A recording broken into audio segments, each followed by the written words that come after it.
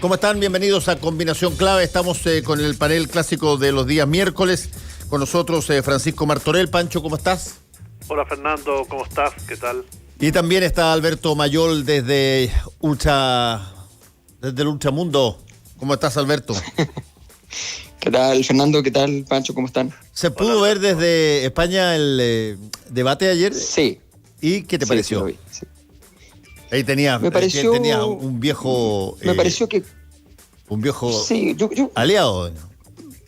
Sí. No, me pareció que Gabriel Boric desaprovechó una oportunidad, porque mucho se insiste en la importancia de debates limpios y con poco ataque. Tiene algo de cierto eso, pero no mucho, porque en realidad lo que produce mucho voto y concentra mucho la atención de la gente y los votantes y hace que vaya más gente a las elecciones primarias y a cualquier elección, son también algún grado de conflictividad y diferencia, alguna gracia que tenga el conflicto dentro de una misma coalición. Y yo creo que en ese sentido el que estaba llamado claramente a ir y marcar diferencia, a sacar la pizarra en algunas ocasiones, con el gobierno, con la vinculación con el gobierno, con Bachelet y con otras cosas que Gabriel no tenía esas vinculaciones, entonces podría haberlo hecho con más facilidad. Me pareció que estuvo muy bien, pero estuvo muy bien en el plano de una táctica que no respondía a una estrategia que era la indispensable. O sea, que él no va ganando la primaria, eso es claro, y el que va perdiendo siempre tiene que salir a hacer goles, eso es normal. ¿Cómo te lo viste tú, Pancho Martorell? Primero, admirable lo de Alberto por el horario en que vio el debate, ¿eh? Estamos hablando de 2, 3 de la mañana ya Claro. En Europa. Mira, yo comparto con Alberto y digo que si bien la estrategia puede ser adecuada y esto de pensar que no sin golpe o atrás sin golpes, como fue prácticamente todo el debate entre ellos, eso no solo perjudica a Boric en el sentido de que si es que efectivamente está atrás en la encuesta, porque las encuestas de primaria son bastante más volátiles que las nacionales y es difícil creer en ellas, también los perjudica a ambos. Creo que esta primaria para el sector es fundamental que vaya mucha gente a votar, que se legitimen esas candidaturas en una suerte de gran participación, y sabemos que la participación está bastante escasa. Ayer, por lo que supe, el rating fue superior a la... Sí, creo que 15 puntos y el anterior había sido 12, sí, creo, por ahí. Exacto.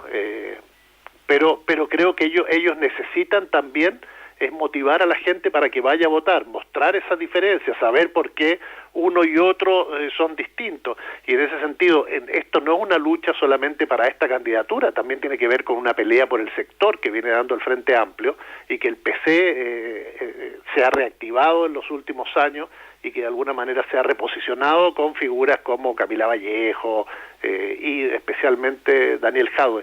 Creo que se desaprovechó una oportunidad de ambos para haber hecho una convocatoria mayor. Ahora faltan todavía 18 días cerca de 25 días para esta primaria. Todavía puede pasar muchas cosas, pero creo que hubiera sido mejor haberle puesto un poco más de punch. Lo aprovechó Boric en algunos momentos, le enrostró así muy circunstancialmente el hecho de que fuera parte del gobierno de Bachelet, pero muy poco, muy todavía respetuoso de su rival. Sí, yo dije ayer en el post después del debate, algo que a mí me llama la atención ahora y que me encantaría conversarlo con ustedes. Tú tienes hoy día 4 candidatos de lo que es la coalición de gobierno que no tienen ningún problema en ponerse de acuerdo, organizar un debate, intercambiar ideas, hacerlo dentro de un marco de lógica común, porque por eso están en una misma coalición. Tienes a su vez al Partido Comunista y al Frente Amplio a través de la candidatura de Gabriel Boric, que si bien tienen diferencias bastante potentes, tienen, igual que la coalición de gobierno, una cantidad de acuerdos mínimos que son básicos en términos de las visiones a futuro y por lo tanto hacen un acuerdo de primarias para que entre los dos salga un candidato, tal cual como lo hace la derecha. Y tienes a probablemente la institucionalidad partidaria más asentada, más histórica, más tradicional, que uno podría asociar a más profesional, que es incapaz de ponerse de acuerdo para una candidatura única, donde ellos tienen también, al igual que como el Chile Vamos y al igual como el Partido Comunista y el Frente Amplio, tienen una cantidad bastante importante de puntos de vista comunes que perfectamente podrían materializarlos en tratar de buscar algo más que la suma de las partes. Y sin embargo, a mí me da la impresión de que se cayó en un amateurismo ya ridículo, en el caso de lo que podríamos denominar la exconcertación, digamos. Y ven cómo hoy día no tienen idea de cómo resolver la impasse de sus 3 o 4 candidatos, mientras el resto va a buscar aglutinarlos a través de un candidato único. ¿Qué tanto eso puede ser importante en esta próxima elección, Alberto? Sí, yo creo que la concertación ya es la segunda vez que demuestra una enorme incapacidad de afrontar el desafío que significa una presidencial, asumiendo que las primarias fueron inventadas en su propio gobierno, fueron inventadas justamente para ese proceso, para poder ir haciendo madurar las candidaturas. Ellos hoy día tienen candidaturas que necesitan maduración y sin embargo no fueron capaces de entrar en ese proceso adecuadamente. Y más allá de los errores, los malentendidos de última hora, esas cosas de última hora revelan que no había una solidez en el proceso. Claro. Creo que en ese sentido, efectivamente, ese amateurismo que demuestran aquellos que no debieran tenerlo, es algo que Jadwe y Boric podrían haber capitalizado mejor. Boric yo creo que lo que intentó capitalizar a partir de una especie de un tono muy centrado, muy institucional, una especie de voy a decir el nombre de lagos, pero no en el último lago, sino que me refiero a un lago más de los inicios, digamos. Y en ese tono, que no está mal en sí mismo, hizo parte de ese trabajo. Y Jadwe también trató de ser una persona que más o menos tuviera los bordes relativamente controlados, aun cuando siempre mete alguna palabra que son palabras que todos sabemos que se interpretan y producen alguna clase de escozor en parte de la población, incluso de la población de centro. Yo creo que en ese sentido podrían haber hecho muchísimo más y haber planteado sus diferencias, haber planteado sus esfuerzos por señalar cuáles son los proyectos y también sacar a la pizarra, en el fondo, a los que no están presentes. O sea, ¿por qué no están presentes los que no están presentes durante todo este proceso de primaria? ¿Por qué no hay proyectos a partir de sus partidos? ¿Por qué no son capaces de entonces afrontar estos desafíos? Yo creo que ahí falta un poco de personalidad para un momento que lo requiere y para una oportunidad, como dice Pancho, que es muy importante, que es la oportunidad de poder penetrar a todo ese mundo en medio de una elección donde no están participando. Si cuando alguien no se presenta, deja un vacío y en política llenar esos vacíos no es tan difícil. Sí, y lo curioso, Alberto, es que, como tú dices, es la segunda vez, ya la otra vez desaprovecharon. Es un momento además de un mes previo a 3-4 meses antes de la elección, donde se empieza a hablar de los nombres muy fuertes, especialmente cuando tú tienes candidatos que no son muy conocidos, como el caso de Paula Narváez, que es su gran problema. Pero también, si bien el debate de ayer sirvió para que el sector viera a sus dos candidatos y los viera también en competencia, en la cancha de alguna manera, y yo creo que quedaron bastante contentos ambos, los que apoyaban a Boric como los que apoyaban a Jadwe. En el debate del día anterior, el del día lunes, ese sí que me llamó la atención, que no logré entender qué electorado buscaban en primaria. Los 4 me daban la impresión de que estaban buscando el electorado que no va a votar en las primarias, o que probablemente no vaya a votar, salvo que tengan estudios y que puedan hacerme entender lo contrario. Se dirigieron más a un electorado de centro-izquierda, que si finalmente va a votar es más probable que termine poniendo la rayita a Jadwe o a Boric. Y creo que el gran ganador del debate del día lunes, si es que se mantiene su candidatura, es José Antonio Kast. en el sentido de que es el único que se les puede descolgar yendo a primera vuelta hacia el voto de duro de la derecha. Yo he notado mucho, estoy en algunos foros donde tengo conocidos, etcétera, que son de ese sector, y claramente muchos plantean que esta vez no van a ir por el mal menor, que no lo que pasó en la elección pasada, donde optaron por Piñera y no por José Antonio Kast, y que se van a inclinar por él. Entonces creo que en un debate donde tú estás llamando a los partidarios del sector, que es fundamentalmente la derecha, que es el voto más duro, que es el que puede ir a las primarias, los 4 podrían haber estado, o por lo menos 3 de ellos claramente, en el debate de ayer, y no hubieran desentonado. Bueno, me parece que alguien eso lo dijo ayer en el programa, Fernando, que tú estabas conduciendo. Es decir, si viene un marciano y ve este debate, no sabe si eran los progresistas o los conservadores. Sí, ahora, ahí convengamos una cosa. Yo hice referencia después del primer debate, el del lunes, a un lingüista que yo admiro mucho y que leí mucho, que se llama George Lakoff. George Lakoff, él escribió un libro muy entretenido que se llama No pienses en un elefante, y que él genera esta teoría que se llama la teoría de los frames o de los marcos conceptuales, que básicamente dice de que los debates en política se funcionan en torno a quién instala las palabras clave, los marcos conceptuales sobre la base de las cuales se discute. ¿Dónde están las ideas? ¿Quién impone primero las ideas sobre la base de las cuales es la discusión?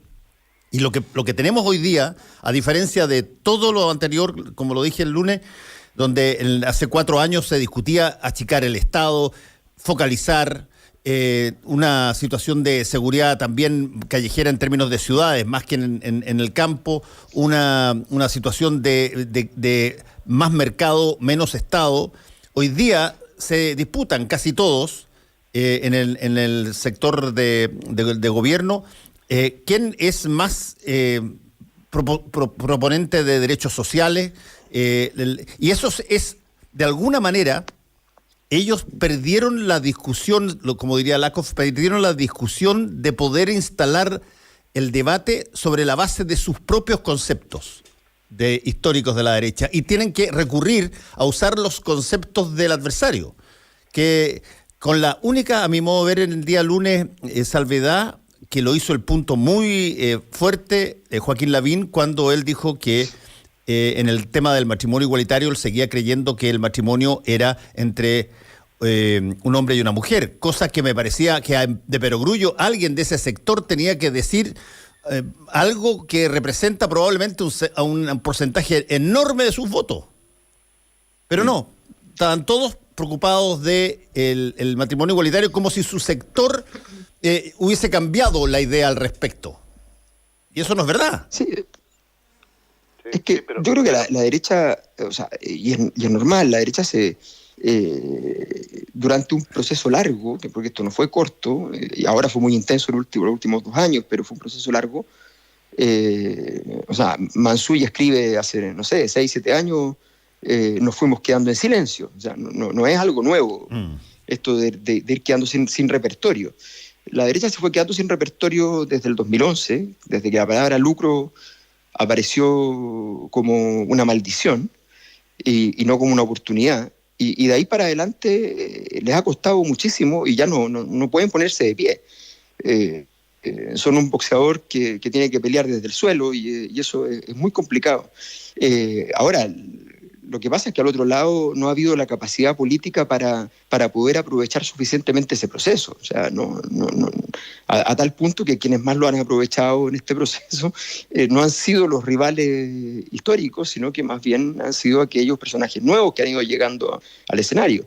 Y en ese contexto hay una doble incapacidad en el sistema. Y efectivamente yo creo que si hay algo, a partir de lo que dices tú, Fernando, si hay alguna temática que uno siente que más allá de que hay una convicción evidente de que hay que aumentar el tamaño del Estado, como tema, como palabra que aparezca y que sencillamente movilice lo movilice todo, no hay una palabra. Nadie ha logrado instalar una palabra como lo fue el 2011 gratuidad, como lo fue el 2019 dignidad en términos de movimientos sociales, pero en términos políticos, como lo fue cambio en la época que Lavín casi le gana a Lagos, no hay una palabra, como fue Chilezuela. Falta el frame.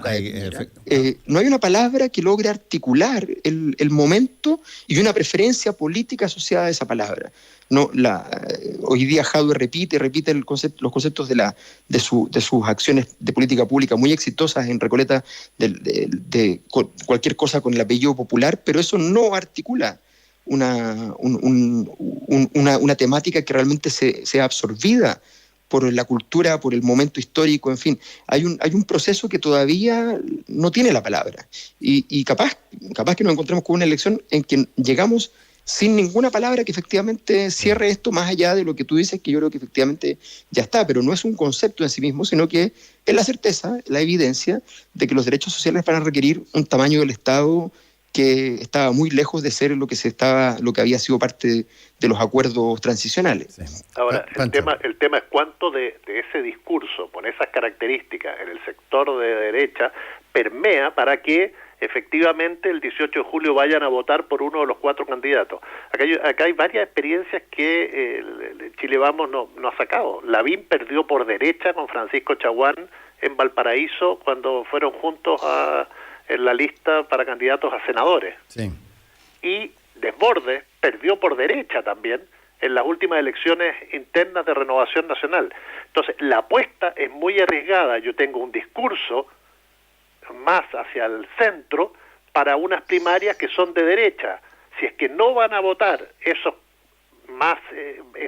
derecha más blanda, que podría dejarse permear por esto, y se mantiene en el sector más duro, tú tienes grandes posibilidades de que en la segunda, bueno, no ahora, porque uno de los 4 tiene que ganar sí o sí, hay que ver con cuántos votos, pero que sí en la segunda vuelta se dé un fenómeno que terminemos con 2 candidatos de derecha, donde Kast se sume tantos votos que permita que terminen pasando los 2 candidatos del progresismo, llamémoslo Yanna Proboste con Jadwe y Yanna Proboste con Boric, a la segunda vuelta electoral a fin de año.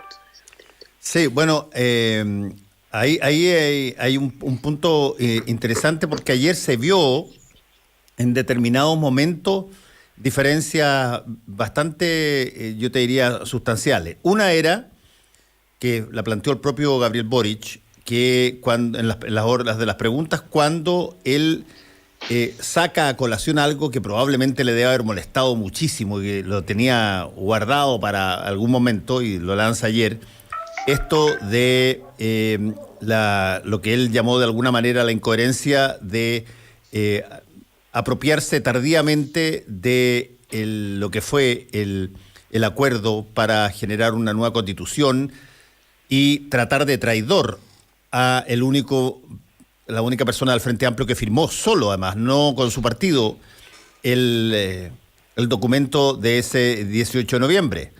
Y ahí, tú ves que si bien ahí no hay una, llamémoslo así, no hay una postura política muy profunda, muy de fondo, son básicamente reyertas que son cuentas por cobrar en algún momento dado, digamos, y que de alguna manera se cobró ayer en la pregunta que le hizo.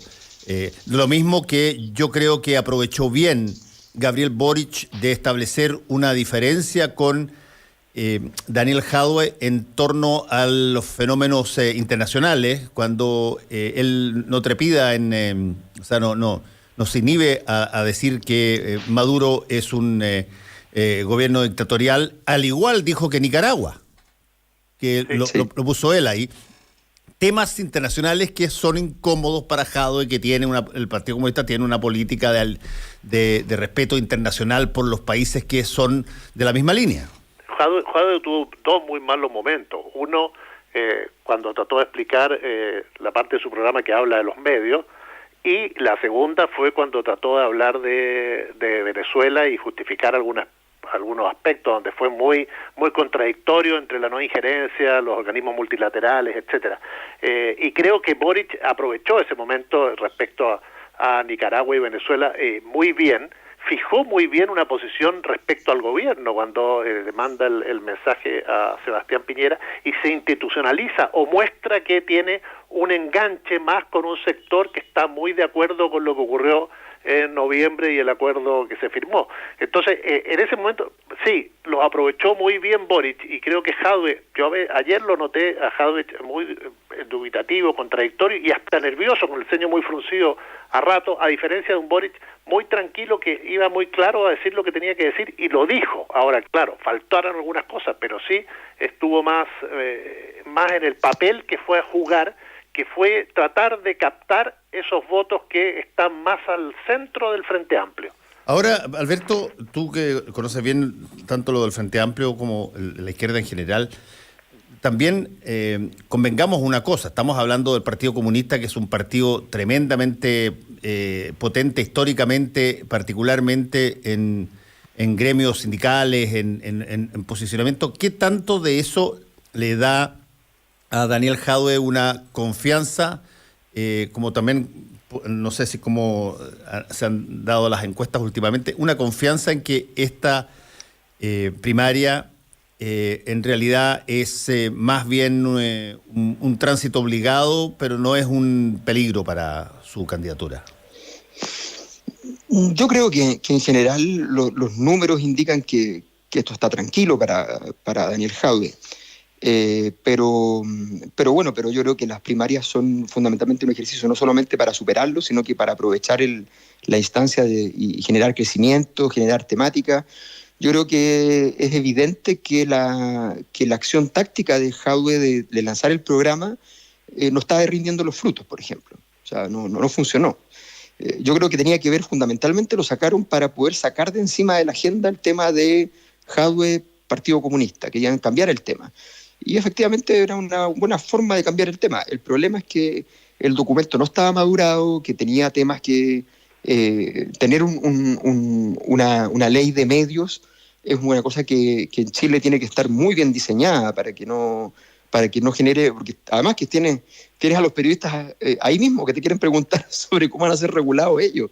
Entonces es plantearle el tema directamente a las personas que pueden estar afectadas. Entonces, obviamente, y esos minutos los vas a gastar en un tema que le importa muy poco al resto de la población y le importa mucho a los entrevistadores. Entonces tiene poco sentido a menos que tú quieras impugnar, generar una transformación, hacer un discurso muy, muy, muy grandilocuente, o no te está pescando nadie y quieres patear el tablero. Eso está perfecto, pero si te están tomando mucha atención, no parece ser la idea más interesante para esos momentos. Y en los minutos yo creo que en ese sentido, ¿sí? No, te iba a preguntar que en los minutos que quedan, me gustaría ver cómo vieron quién estuvo mejor o quién ganó el debate en Chile Vamos. Yo creo que el debate de Chile Vamos fue, como bien decía Pancho, fue incomprensible. O sea, yo creo que es un debate de muy baja calidad, de muy baja preparación estratégica respecto a qué es lo que van a buscar a ese lugar. Y en ese contexto, el que gana cuando esas cosas pasan siempre es el que va líder. O sea, Lavín creo que finalmente sale fortalecido porque tenía 3 rivales que podrían haber concentrado la artillería en él, que podrían haberle hecho daño, y que finalmente ninguno se atrevió a hacer mucho. Y esta cosa en ese sentido es bastante simple. De hecho, lo que yo digo respecto a Boric es lo mismo, tiene que ver con el hecho de que él tenía la argumentación, tenía los puntos para marcar las diferencias, las dijo, pero la gracia de Gabriel Boric es que normalmente cuando él ataca es un F-16 y no fue un F-16. ¿Y por qué tiene que dejar de ser un F-16 ahora? No tiene sentido. Exacto. Pancho. Yo igual, como decía antes, para mí el gran ganador del debate del lunes fue el que no estuvo, que es José Antonio Kast, que se puede posicionar en un sector que esos 4 candidatos están abandonando. Pero efectivamente Lavín es el que salió mejor parado porque habló un poco más, aunque con muchas contradicciones y con el tema de dirigirse como socialdemócrata, habló mucho más hacia el sector. Así que le doy ganador a Lavín. Y ayer creo que fue mucho mejor la exposición de Boric y lo que quiso hacer, aunque como dice Alberto, coincido, pudo haber sido mucho más potente. Yo creo que había un tema, y lo voy a recordar como una anécdota, hace mucho tiempo en una discusión celebrando una fiesta del termómetro de ese programa de Chilevisión tan antiguo, me acuerdo que Marcel Clot atacó a Jadwe diciéndole cómo alguien tan joven podía ser del Partido Comunista, con todo lo que eso significaba. Bueno, creo que para la juventud, que podría convocar Boric, o a un sector importante, menores de 40 años, creo que ese era un punto central, ¿no? ¿A qué representa Jadwe, la militancia que tiene y de dónde viene y la historia de ese partido? Y en ese sentido no lo aprovechó y no quiso entrar a hacer el F-16 que dice Alberto. Bueno, agradecemos a Francisco Martorell y Alberto Mayol. Nos encontramos la próxima semana. Cuídense. Chao, muchachos. Un abrazo. Chao, Alberto. Estés bien. Hasta luego. Fernando Paulsen y nuestros panelistas e invitados son una combinación clave. 92.9.